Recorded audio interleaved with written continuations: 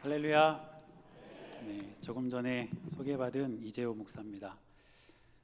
제가 사역하는 곳은 경기도 화성입니다. 들어보셨나요? 네, 제가 있는 곳에서 한 20분 나가면 서해 바다가 보이거든요. 근데 여기 오니까 동해 바다가 보이네요. 네, 오늘 온 길을 이렇게 보니까 이제 서해에서 동해까지 우리나라를 가로로 이렇게 관통해서 왔는데 오는 시간이 지루하진 않았습니다. 왜냐하면 그동안 같이 사역했던 우리 광 목사님 또 이렇게 뵐 생각을 하니까 감사하더라고요. 또 우리 목사님께서 제가 어려울 때 옆에서 또 조언도 많이 해주시고 많이 도와주신 기억이 있어서 반가운 얼굴을 그렇게 뵙는다는 마음으로 즐겁게 왔습니다. 그리고 원래는 제가 이렇게 사실 혼자 다니는 걸 좋아해요. 그래서 혼자 생각도 하고 또 이렇게 뭐 설교 준비도 혼자 하기도 하고 그러는데 제가 오늘 혼자 이렇게 몰래 오려고 했는데 어떻게 저희 교회 장로님이 아셨어요. 제가 오늘 여기 온다는 걸. 그래가지고 목사님 혼자 보내면 오늘 피곤하실 텐데 운전하다가 큰일 날 수 있다. 그래가지고 저희 장로님하고 같이 왔습니다. 여러분 이렇게 만나 뵙게 돼서 너무 감사하고 또 저는 오늘 잠깐 여러분들에게 말씀을 전하고 돌아가겠지만 오늘 이 교회 가운데 하나님께서 주시는 큰 은혜가 있게 되시기를 축원합니다. 특별히 오늘 헌신 예배를 드린 우리 학생들 너무 귀합니다.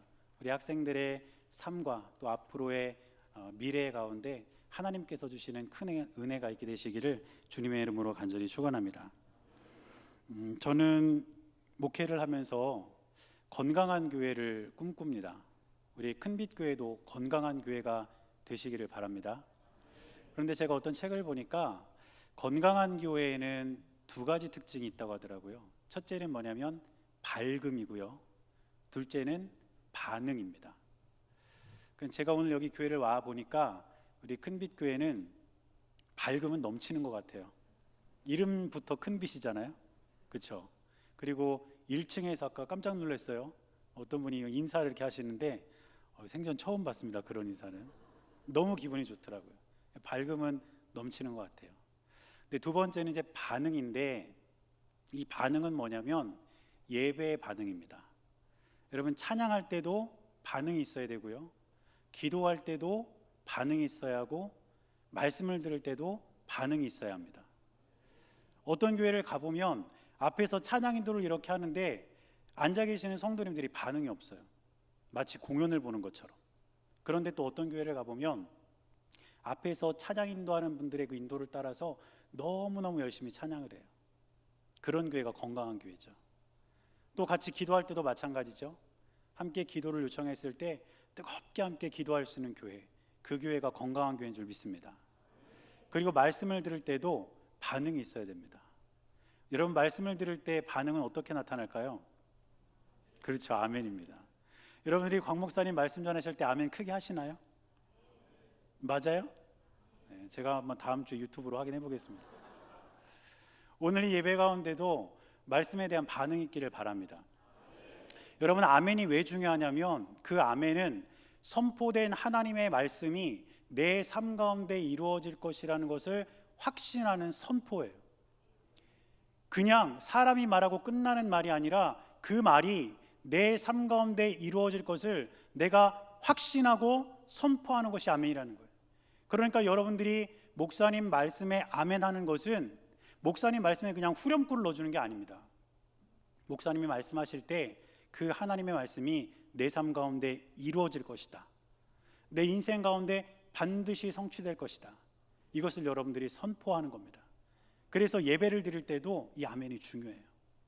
오늘 이 예배 가운데 말씀에 대한 반응도 있기를 바랍니다. 제가 찬양에 대한 반응은 받고 기도에 대한 반응도 봤어요. 그런데 만약에 말씀에 대한 반응이 없다면 제 말씀이 시원찮은 거죠. 제가 상처받고 돌아가지 않도록 여러분이 예배 가운데 전하는 자나 듣는 자나 우리 모두에게 주님께서 주시는 은혜가 있기를 주님의 이름으로 간절히 축원합니다. 제가 몇 년 전에 읽은 책 가운데 좀 인상 깊게 읽은 책이 있는데 그 제목이 뭐냐면 오늘 설교 제목과 같습니다. 질문이 답이 되는 순간. 기독교 서적은 아니에요. 신앙 서적은 아닌데 이 책이 어떤 내용이냐면 방송인 김재동 씨가 여러 가지 분야에 대한 질문을 가지고 각 분야의 탁월한 그런 전문가들을 찾아가서 인터뷰를 하는 내용이에요. 그래서 그 분야가 어떻게 되냐면 물리학, 건축학, 천문학, 자연과학, 막 머리 아프죠? 뇌과학, 대중문화, 이런 분야의 질문들을 가지고 그 분야의 전문가를 찾아가는 거예요. 그래가지고 질문을 던지는 거죠. 그런데 그렇게 김재동 씨가 질문을 던지면 그 질문이 답이 되는 순간이 있어요. 그게 언제냐면 그 분야의 전문가를 만나는 순간이에요. 예를 들면 물리학에 대한 질문이 있는데 이 질문을 가지고 전문가를 찾아갑니다. 그때까지는 그것이 질문이에요. 그런데 그 물리학을 전공한 교수님을 만나는 순간 그 질문은 답이 됩니다. 내가 가지고 있는 질문에 대한 답이 되는 순간이 언제냐? 전문가를 만나는 순간이라는 거죠. 여러분, 그런데 저와 여러분들의 삶에도, 우리 각자의 인생에도 수많은 질문이 있지 않습니까? 우리들의 인생 가운데 우리가 가지고 살아가는 많은 질문들이 여전히 있다는 거예요. 그런데 때로는 우리가 그 질문에 대한 답을 내리지 못해서, 그 답을 알지 못해서 방황하기도 하고 혹은 잘못된 답을 내리기도 합니다. 그러면서 방황할 때가 많이 있다는 거죠. 그런데 그런 우리 인생의 질문이 답이 되는 순간이 있어요. 언제일까요? 전문가를 만나는 순간이에요. 김재동 씨가 들고 있는 그 질문이 각 분야의 전문가를 만났을 때 그 질문이 답이 되었던 것처럼 우리 인생의 질문도 우리 인생의 전문가를 만날 때 답이 내려질 줄 믿습니다. 그 전문가가 누굽니까, 여러분? 하나님이세요. 예수 그리스도이십니다. 우리를 지으시고 우리를 이 땅 가운데 존재하게 하시며 지금도 우리를 살아가게 인도하시는 그 주님을 우리가 만날 때 저와 여러분들의 삶에 있는 그 질문들이 답이 되고 그 답을 우리가 우리의 마음 가운데 새기게 될 수 있음을 꼭 기억하시기를 바랍니다. 조금 전에 우리가 읽은 이 본문은 여러분들이 잘 아는 말씀입니다. 예수님께서 날 때부터 앞을 보지 못하는 사람들을 고쳐주신 내용이 오늘 우리가 읽은 본문의 내용입니다. 그런데 오늘 본문의 2절을 보면 제자들이 예수님께 질문을 던져요. 이렇게 기록합니다. 제자들이 물어 이르되 랍비여, 이 사람이 맹인으로 난 것이 누구의 죄로 인함이니까? 자기니까 그의 부모니까? 지금 제자들이 예수님께 뭐라고 묻습니까? 예수님, 이 사람을 보니까 날 때부터 맹인입니다. 날 때부터 앞을 못 보는 사람이에요. 그런데 예수님, 이 사람이 이렇게 태어난 이유가 이 사람의 죄 때문입니까? 아니면 이 사람의 부모의 죄 때문입니까? 이렇게 예수님께 질문을 던졌다는 거예요. 그런데 이 질문을 제자들의 관점이 아니라 이 사람의 관점에서, 앞을 못 보는 이 사람의 관점에서 바꿔서 물어보면 어떤 질문이 되냐면 이렇게 됩니다. 왜 나에게 이런 일이 일어났습니까? 태어나 보니까 내가 앞을 볼 수가 없어요. 깜깜해요. 그러니까 이 사람이 스스로에게 질문을 던지는 거예요. 왜 나에게 이런 일이 일어났습니까? 혹시 내가 짓게 될 죄 때문입니까? 아니면 우리 부모의 죄 때문입니까?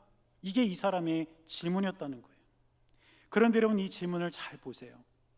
왜 나에게 이런 일이 일어났습니까? 이 질문은 이 시대를 살아가는 저와 여러분들의 질문이기도 합니다. 우리가 이 땅을 살아가며 여러 가지 일들을 겪으며 그 문제들 앞에서 우리가 부딪힐 때 주님, 왜 나에게 이런 일이 일어났습니까? 왜 하필 납니까? 이런 질문들이 우리의 인생에서는 끊임없이 생겨나게 된다는 것입니다. 그런데 우리가 다시 한번 기억해야 될 것은 이 질문에 답이 되는 순간이 있다는 거예요. 언제입니까? 예수님을 만날 때예요. 우리의 삶에는 계속해서 왜 나에게 이런 일이 일어났습니까? 라는 질문이 계속해서 일어나지만 그 질문에 대한 답은 우리가 예수님을 만날 때 생겨나게 될 줄 믿습니다. 그래서 저와 여러분들은 우리가 예수님을 만날 때 우리의 질문이 답이 된다는 사실을 기억하고 오늘 본문을 조금 더 살펴보면서 질문이 답이 되는 순간에 대해서 조금 더 구체적으로 살펴보도록 하겠습니다. 먼저 제자들은 아까 말씀드린 것처럼 날 때부터 앞을 볼 수 없는 이 사람을 보면서 그렇게 태어난 이유에 대해서 묻죠. 예수님께 물었습니다. 그런데 왜 제자들이 이렇게 물었냐면, 당시의 유대인들은 어떤 생각이 있었냐면, 선천적인 질병을 가지고 태어난 사람들은 그것이 죄 때문이라는 인식이 있었어요. 그러니까 이 사람은 날 때부터 앞을 못 봐요. 선천적인 질병이에요. 그러면 이것은 죄 때문인 거예요. 이런 인식이 유대인들에게 있었다는 거죠. 이 사람의 죄일 수도 있고 이 사람의 부모의 죄일 수도 있다는 겁니다. 그래서 예수님께 물어본 거예요. 도대체 누구의 죄인지, 누구 때문에 이 사람이 앞을 못 보는 것인지 예수님께 제자들은 물었던 것입니다. 그런데 오늘 본문의 3절을 보면 예수님께서는 제자들이 기대했던 것과는 전혀 다른 대답을 하십니다. 3절을 보니까 이렇게 기록합니다. 예수께서 대답하시되 이 사람이나 그 부모의 죄로 인한 것이 아니라 그에게서 하나님이 하시는 일을 나타내고자 하심이라. 제자들이 물은 것은 이 사람의 죄 때문입니까? 아니면 부모의 죄 때문입니까? 이렇게 물었는데 예수님의 대답은 그게 아니었어요. 이 사람의 죄 때문도 아니고 부모의 죄 때문도 아니고 이 사람을 통해서 하나님이 하시는 일을 나타내려 하십니다. 이 사람이 날 때부터 못 보는 거, 그거는 누구의 죄 때문도 아니야. 바로 이 사람을 통해서 하나님이 하시는 일을 나타내시려고 이 사람에게 이러한 어려움이 있는 거야 라고 답을 내려주신 거예요. 제자들에게도 이 사람에게도 질문이 있었어요. 그런데 그 질문이 예수님을 만나는 순간 답이 되었습니다. 그 답이 무엇입니까? 하나님께서 행하시는 일을 나타내려 합니다. 이것이 그 인생 가운데 내려진 답이었다는 거예요. 저에게는 개인적으로 사실 이 요한복음 9장 말씀이 굉장히 특별합니다. 이 말씀은 저에게 너무너무 큰 힘을 준 말씀이에요. 왜냐하면 이 말씀이 저희 아이와 관련된 말씀이기 때문입니다. 제가 저희 아이의 이야기는 저희 교회에서는 못해요. 왜냐하면 저희 아이가 듣고 있거든요. 그런데 다른 데에서 말씀을 전할 기회가 있으면 이 이야기를 꼭 합니다. 왜냐하면 이 이야기가 하나님께서 살아계신다는 것을 저에게 확신시켜 주신 이야기고 우리 아이에 대한 하나님의 계획을 발견하게 해주신 말씀이기 때문이에요. 저는 아들이 하나 있어요. 이제 중학교 3학년입니다. 오늘 예배를 드린 우리 아이들을 보니까 저희 아이 생각도 나네요. 근데 저희 아이가 태어나서 몇 개월 지나지 않았을 때 눈을 마주치질 않는 거예요. 부모하고 이렇게 눈을 마주쳐야 되는데 눈을 마주치질 않아요. 그래서 이상하다 싶어가지고 병원을 갔더니 동네 안과에서 큰 병원을 가보라고 하더라고요. 그래서 이제 서울대병원으로 갔습니다. 병원을 갔더니 우리 아이의 눈에 대해서 진단이 내려졌는데 어떤 진단이 내려졌냐면 선천성 백내장. 별거 아닌 것 같죠? 어른들은 백내장 수술 많이 하시잖아요. 그런데 이게 아이에게 생기면 치명적이에요. 왜냐하면 우리 눈을 가리고 있는 그 수정체에 탁한 어떤 이물질이 껴서 그게 백내장처럼 되면 빛이 들어오지 않아요. 그래서 아이가 앞을 볼 수가 없어요. 그 병에 저희 아이가 걸린 거예요. 저에게 있어서의 질문, 왜 나에게 이런 일이 일어났습니까? 그래서 그 아이를 치료하고 또 아이가 수술하고 이러면서 꽤 오랜 시간을 힘겹게 보냈습니다. 그때마다 저에게 있는 질문은 이거였어요. 왜 나에게 이런 일이 일어났습니까? 그런데 하루는 우리 아이가 이렇게 눈이 아픈 거에 대해서 막 가슴이 막 터질 듯이 힘들더라고요. 그런데 제가 고등학교 때부터 지금까지 생명의 삶으로 큐티를 하거든요. 그런데 그렇게 가슴이 아픈 그날 본문이 어디였냐면 요한복음 9장이었어요. 오늘 이 본문. 그래서 이 본문을 펼쳐놓고 큐티를 하는데 얼마나 많은 눈물을 쏟았는지 모릅니다. 제 이야기 같은 거예요. 하나님, 우리 아이가 태어날 때부터 이 눈의 질병을 가지고 태어난 것이 누구 때문입니까? 혹시 저 때문인가요? 제가 뭔가 잘못한 게 있어서 그런가요? 이런 질문이 떠나질 않는 거예요. 그런데 말씀을 통해서 저는 그 질문에 대한 답을 얻은 거예요. 하나님께서 행하실 일을 나타내려 하심이라. 저희 아이가 비록 그렇게 아픈 눈을 가지고 태어났지만 그 이유는 누구의 죄 때문도 아니고 하나님께서 행하시는 일을 나타낼 것이라는 그 말씀이 저에게 큰 힘이 되고 위로가 되었습니다. 지금 저희 아이는 중3이고 그냥 평상시 아이들처럼 평범하게 지냅니다. 단지 이제 시력만 조금 좋지 않아서 지내는데 그것도 나름대로 적응을 잘 한 것 같아요. 저희 아이는 공부를 그렇게 썩 잘하지는 않아요. 그리고 어떤 분야에 탁월하지도 않아요. 그런데 제 안에 있는 확신이 뭔지 아세요?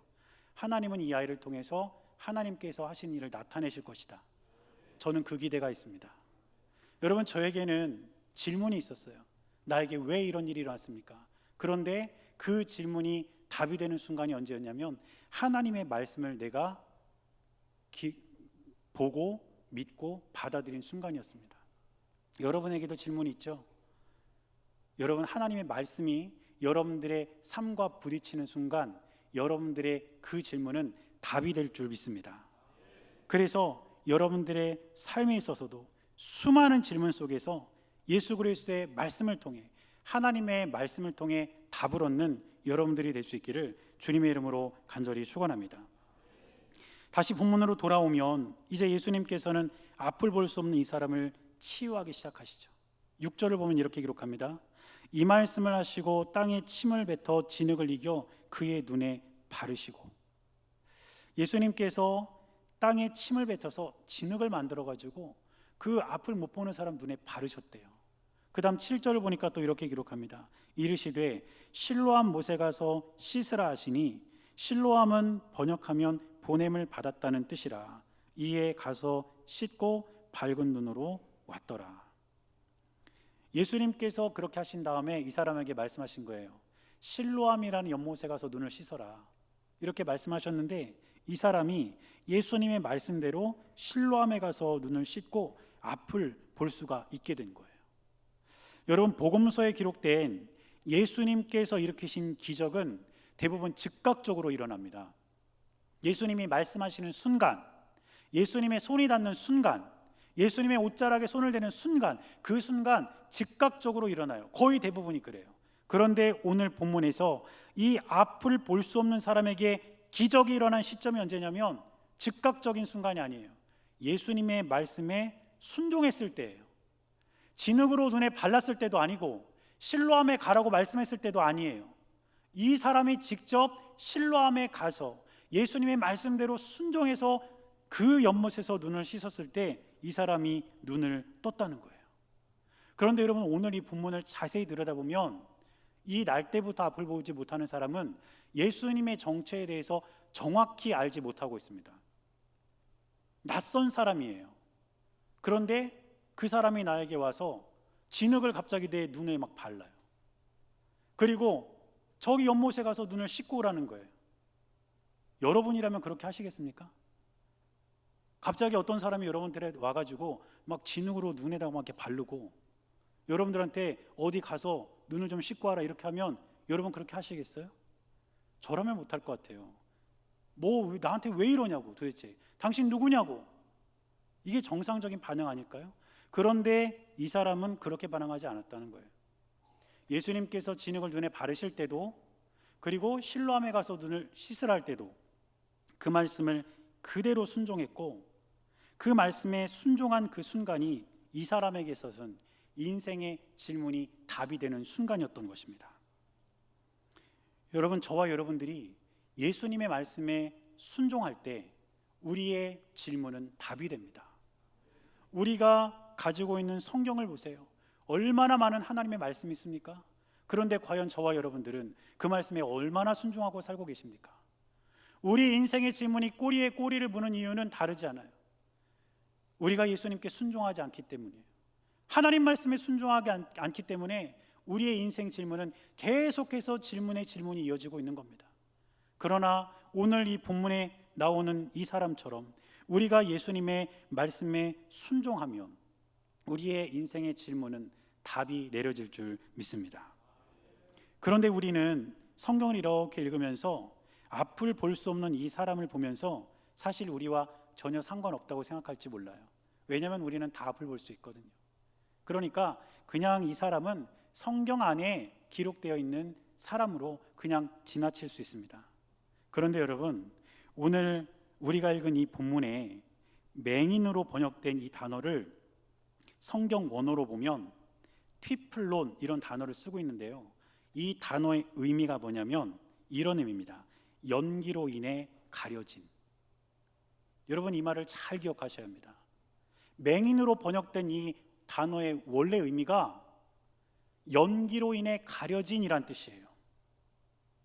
이 튀플론이란 말은 육신의 눈으로 앞을 볼 수 없는 사람만 의미하는 게 아니고 무엇인가 우리 눈앞을 가리고 있어서 그로 인해 허상을 쫓고 이 세상에서 방황하는 사람들, 그 사람들, 즉 영적인 맹인도 함께 의미하는 단어라는 거예요. 여러분, 우리가 일상 속에서 쓰는 말이 하나 있습니다. 저 사람 무엇에 눈 멀었다. 여러분, 그런 말 쓰시잖아요. 예를 들면 이런 거죠. 돈만 쫓아다니는 사람 우리는 뭐라고 말합니까? 돈에 눈먼 사람. 권력만 쫓아다니는 사람, 뭐에 눈먼 사람이에요? 권력에 눈먼 사람. 제가 지금 너무 어려운 질문 하나요? 명예, 그것만 쫓아다니는 사람, 이 사람은 어떤 사람이에요? 명예에 눈먼 사람. 여러분, 무엇에 눈먼 사람이란 이 말을요, 특별한 말이 아니에요. 우리가 평소에 쓰는 말이에요. 이게 뭘 의미하겠습니까? 돈 앞에 눈먼 사람, 권력 앞에 눈먼 사람, 명예 앞에 눈먼 사람, 이 사람들은 다 앞을 볼 수는 있어요. 그런데 돈이, 권력이, 명예가 이들을 가리고 있기 때문에 우리는 그런 사람을 눈먼 사람이라고 부르는 겁니다. 여러분, 혹시 이 자리에 모인 우리 중에도 무엇인가에 눈먼 분이 혹시 계십니까? 이 세상 가치에 그것이 연기처럼 우리의 눈을 가리고 있어서 그것에 눈멀어 살아가는 사람이 혹시 우리 가운데 있냐는 거예요. 만일 그렇다면 우리들은 고침받아야 합니다. 돈에 눈먼 사람 고침받아야 하고, 권력에 눈먼 사람 고침받아야 하고, 명예에 눈먼 사람 고침받아야 됩니다. 그런데 우리가 어떻게 하면 이 세상 가치에 눈먼 우리가 고침을 받을 수 있을까요? 다시 오늘 본문으로 돌아가서 이 앞을 볼 수 없는 사람이 고침을 받은 장소가 어디였냐면 실로암이었습니다. 그런데 오늘 본문을 보면 이 실로암에 대한 설명이 추가가 되어 있어요. 뭐라고 되어 있냐면 실로암은 번역하면 보냄을 받았다는 뜻이라, 이렇게 되어 있습니다. 이 말이 괄호로 이렇게 되어 있거든요, 본문에. 이 말은 무슨 뜻이냐면 요한이 이 말을 의도적으로 추가한 것이고, 굳이 이 말을 추가했다는 것은 이 말이 중요하다는 것을 뜻하기도 합니다. 이 실로암이라는 연못은 예루살렘 성 남동쪽에 있는 작은 연못이에요. 그럼 이 실로암이 어떻게 만들어졌느냐? 구약시대로 이렇게 넘어가 보면 기원전 700년경에 히스기야 왕, 여러분 히스기야 왕 아시죠? 하나님께 기도해서 목숨을 연장받은 그 왕이 아수르의 침략에 대비해서 만든 연못이 실로암입니다. 왜냐하면 그 당시에는요, 이 예루살렘 성 안에 샘이 없었어요. 그런데 아수르가 침략을 해가지고 성을 포위하게 되면 성 안에 물이 없는 거예요. 그럼 얼마 버티지 못하고 사람들이 죽게 되니까 이 안에 물이 필요하다. 그래서 연못을 만듭니다. 어떻게 연못을 만들었냐면 성 안에는 샘이 없으니까 성 밖에 있는 샘에서부터 굴을 파기 시작하는 거예요. 터널을 파서 성 안으로 그 터널을 끌고 옵니다. 그렇게 해서 성 안에 만들어진 연못이 실로암이에요. 그리고 그 물이 처음 시작된 곳이 어디냐면 기혼샘입니다. 그러니까 이 기혼샘에서부터 터널을 파서 성 안으로 그 물을 끌어와서 그 물이 마지막으로 모이는 곳이 실로암 연못이었던 거죠. 역대하 32장 30절을 보면 이 사실이 기록이 되어 있습니다. 이렇게 기록되어 있습니다. 이 히스기야가 또 기혼의 윗샘물을 막아 그 아래로부터 다윗성 서쪽으로 곧게 끌어들였으니 히스기야가 그의 모든 일에 형통하였더라. 제가 지금 조금 전에 설명드렸던 그 내용이 그대로 기록되는 것이죠. 그래서 이 터널을 히스기야 터널 이렇게 부릅니다. 그리고 지금도 이 터널이 보존이 되어 있어요. 그래서 이스라엘 성지순례를 가면 이제 성지순례 오신 분들이 이 터널을 이렇게 직접 걸어보기도 합니다. 제가 사진을 좀 준비를 했는데 한번 보여주실까요? 네. 사진이 좀 순서가 바뀐 것 같은데 저기가 실로암이에요. 저희가 이제 마지막으로 그 물이 모이는 실로암이에요. 생각보다 작나요? 네, 저희가 실로암인데 그 다음 사진 한번 보여주실까요? 여기가 입구입니다. 저기 노란색으로 줄쳐 있는 곳이 이제 히스기야 터널 이렇게 표시를 해놓은 곳인데 화살표가 이렇게 아래로 돼 있죠. 저기로 걸어 내려가면 히스기야 터널로 지금 히스기야가 파놓은 그 터널로 들어갈 수 있는 입구가 나옵니다. 그 다음 사진이요. 네, 이렇게 입구가 나오고 다음 보여주실까요? 네, 이게 히스기야 터널입니다. 사람 한 명이 간신히 지나갈 수 있을 정도의 터널이고요. 다음 사진이요. 이렇게 한 명 정도 갈 수 있어요. 그리고 다음 사진 보여주세요. 지금도 물이 흐릅니다. 이 터널을 쭉 걸어가면 아까 처음에 보셨던 그 실로암이 나오는 거예요. 그런데 이 길이가 어느 정도 되냐면 기원샘부터 실로암까지의 길이가 500m가 넘습니다. 지금이야 500m 터널 파는 건 일도 아닐 수 있을지 모르지만 기원전 700년이에요. 그때 저 터널을 파서 아수르의 침략을 대비했던 것입니다. 그러면 여러분, 실로암의 물은 어떤 물일까요? 기혼샘으로부터 보냄을 받은 물인 거예요. 그래서 그 연못 이름이 실로암인 거예요. 성 밖에서부터 성 안으로 보냄 받은 물, 실로암, 거기 가서 눈을 씻었을 때 이 맹인이 고침을 받았다는 것입니다. 여러분, 세상같이 눈이 멀어서 바로 살지 못하는 우리가 고침을 받으려면 어떻게 해야 되겠습니까? 우리도 영적인 실로암으로 가야 합니다. 그런데 그 영적 실로암은 누굴까요? 아까 그 실로암처럼 물이 보내졌다는 그 의미를 여러분들이 기억하신다면 우리가 가야 할 영적 실로암은 이 세상으로 보내지신 분, 바로 예수님입니다. 요한복음 7장을 보면 예수님께서 이 땅에 보내지신 분이라는 기록이 반복해서 계속 나옵니다. 16절, 28절, 29절, 33절 계속 반복돼요.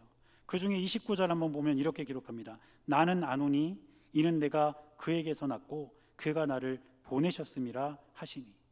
예수님은 하나님께서 이 땅에 보내신 분이에요. 보내지신 분이 예수님이에요. 이 땅에 보내지신 예수 그리스도, 영적인 실로암이신 그분을 우리가 만날 때 세상같이 눈먼 우리가 눈을 뜨고 고침받을 수 있다는 것을 저와 여러분들은 반드시 기억해야 될 줄 믿습니다. 우리 인생의 수많은 질문과 문제에 대해서 답을 얻는 순간, 영적인 우리의 눈이 뜨이는 순간이 언제냐? 이 세상에 보내지신 분 예수 그리스도를 만나는 그 순간이라는 것을 우리는 잊지 말아야 될 줄 믿습니다. 그러므로 저와 여러분들은 우리 예수님을 떠나지 않고 항상 예수님을 우리 마음 가운데 모시고 살아가는 저와 여러분들이 될 수 있기를 주님의 이름으로 간절히 축원합니다. 그래서 이제 우리 부모 세대가 해야 될 일은 뭐냐면 오늘 헌신 예배를 드린 우리 학생들에게 이것을 전하는 일이에요. 너희들의 인생의 답이 내려지는 순간은 예수님을 만나는 순간이다. 너희들의 인생에 있어서 여러 가지 문제가 찾아오고 너희 눈앞을 가로막는 영적인 맹인으로 이 세상은 너희들을 자꾸 이끌 테지만 그때 너희들이 고침받을 수 있는 유일한 방법은 예수님을 만나는 것이다. 이것을 우리 부모 세대가 자녀들에게 가르쳐줘야 돼요. 이것을 우리가 우리 자녀 세대에게 전승을 해줘야 됩니다. 이것이 우리가 해야 할 일입니다. 여러분, 이 세상을 보십시오. 가만히 한번 들여다보세요. 얼마나 문제가 많은 세상입니까? 얼마나 탄식이 끊이지 않는 세상입니까? 그런데 우리 아이들은 이 세상을 앞으로 더 살아가야 해요. 걱정이 이만저만이 아니에요. 그런데 우리 아이들이 이 세상을 살아가면서 이제 수많은 질문들이 그들에게 쏟아질 것이고 또 때로는 그 질문들 앞에서 방황하기도 하고 잘못된 곳에서 답을 찾으려고 우리 아이들이 헤맬 수도 있는데 그때 우리가 우리 아이들에게 가르쳐줘야 될 것은 예수께로 가라. 예수님을 만나라. 이것을 저와 여러분들이 우리 아이들에게 가르쳐줘야 될 줄 믿습니다. 그래서 우리 부모 세대들은 우리 아이들이 예수님을 만나는 데 있어서 장애물이 되면 안 돼요. 그런데 제가 오랜 시간 교육부 사역을 하다 보면 오히려 부모들이 우리 아이들이 예수님을 만나는데 가장 큰 장애물이 돼요. 한 번은 제가 중동부 사역을 할 때인데 우리 교회 권사님 한 분이 저를 찾아오셨어요. 우리 아이가 고3이 되는데 딱 1년만 교회를 안 보내겠다는 거예요. 그래서 1년 동안 교회 안 보내고 이 아이 공부시켜가지고 대학 가면 그때 다시 교회를 보내시겠다는 거예요. 교회 권사님인데. 그래서 제가 그 권사님께 물어봤어요. 권사님, 교회 보내세요. 공부할 애들은요, 예배 드리면서도 공부하고요, 안 할 애들은 그냥 안 해요. 그러니까 교회 보내세요. 그랬더니 이 권사님이 저한테 막 그러시는 거예요.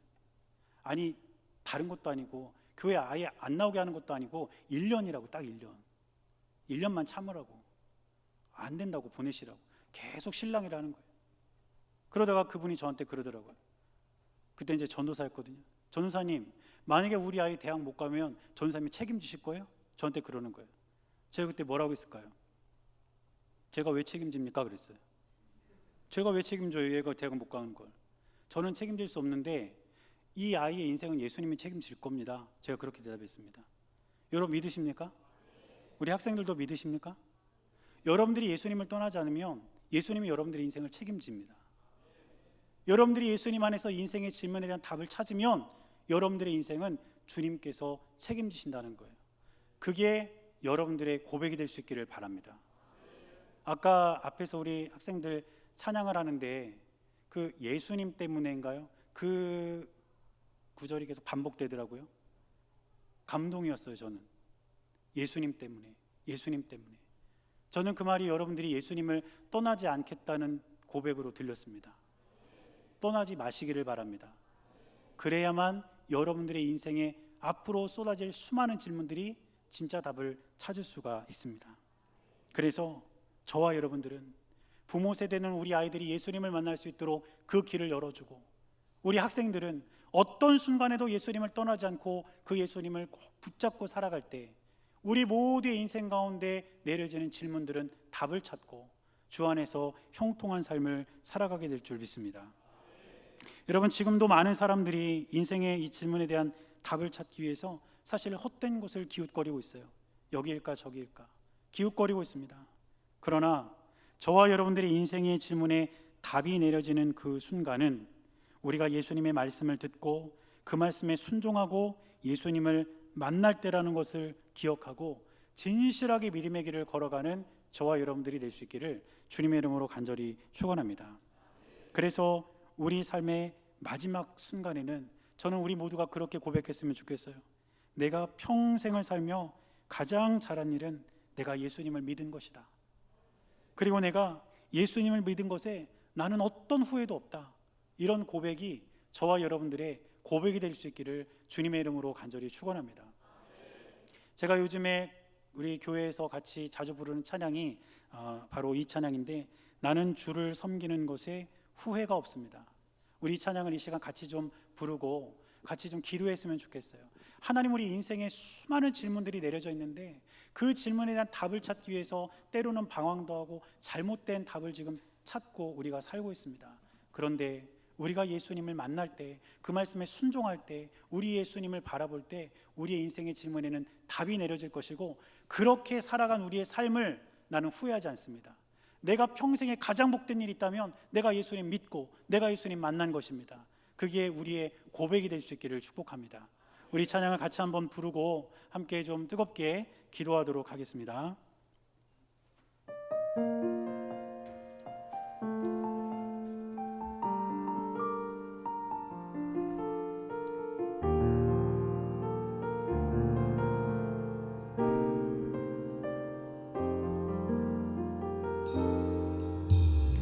나의 평생에 가장 복된 일은 내가 예수님을 만난 것이라. 나의 평생에 가장 잘한 일은 내가 예수님을 주로 섬긴 것이라. 이 세상 살 동안 이 세상 살 동안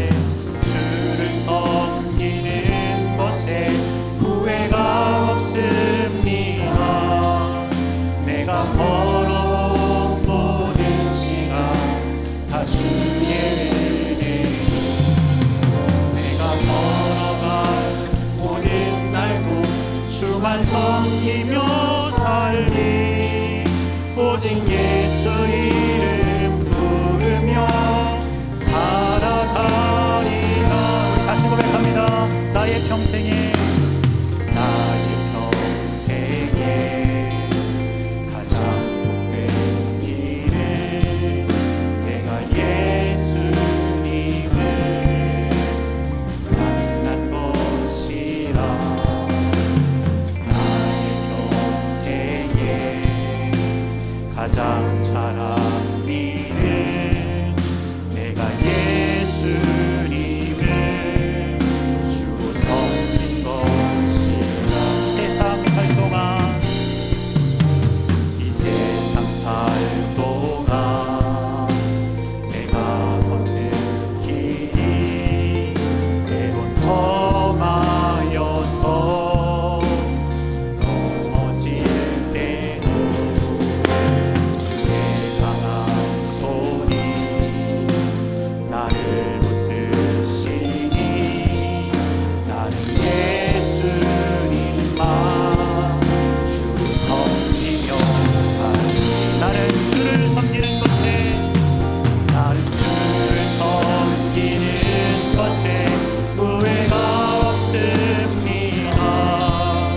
내가 걸어온 모든 시간 다 주의 은혜니 내가 걸어간 모든 날고 주만 섬기며 살리 오직 예수 이름 부르며 살아가리.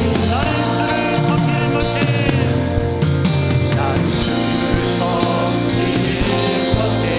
후회가 없습니다. 내가 걸어온 모든 시간 다 주의 은혜 내가 걸어간 모든 날도 주만 섬기며 살리 오직 예수 이름 부르며 살아가리라. 이것이 나의 간증이요 이것이 나의 찬송일세. 나 사는 동안 끊임없이 구주를 찬송하리. 우리 한 번 더 고백합니다. 이것이 나의 간증이요 이것이 나의 간증이요 이것이 나의 찬송일세.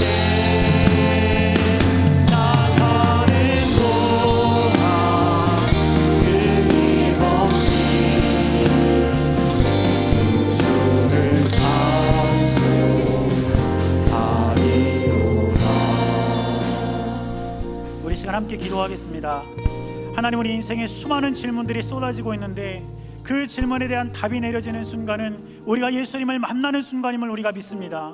그리고 그렇게 살아간 우리의 삶을 우리는 후회하지 않고 그것이 바로 내 평생에 가장 복된 일이고 가장 잘한 일이라는 것이 우리의 간증이고 우리의 고백입니다. 그러므로 오늘 우리가 기도할 때 하나님, 우리가 다른 곳에서 인생에 대한 질문에 대한 답을 찾지 않게 하시고 오직 예수님만을 만나고 오직 예수님 안에서 우리 인생에 대한 답을 찾게 해달라고, 그래서 우리가 후회 없는 인생을 살게 해달라고 우리 시간 주님의 이름을 한번 부르고 통성으로 함께 기도하겠습니다. 주여